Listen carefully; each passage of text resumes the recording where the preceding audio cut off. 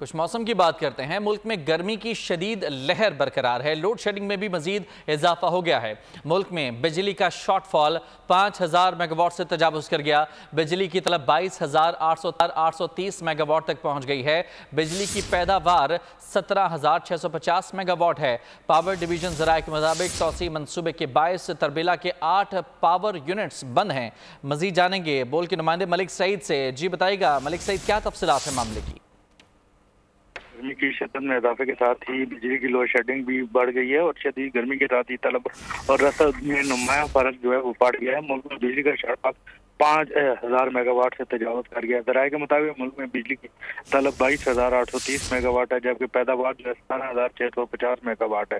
طلب اور رسد میں فرق کے باعث جو ہے 5150 میگا واٹ تک شارٹ فال ہے۔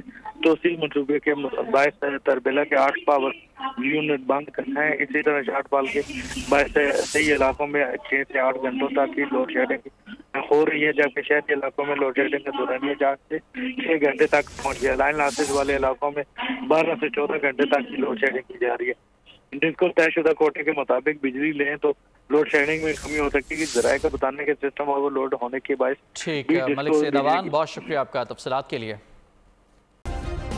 سبسکرائب کریں اور بیل دبائیں تاکہ کوئی خبر رہ نہ جائے۔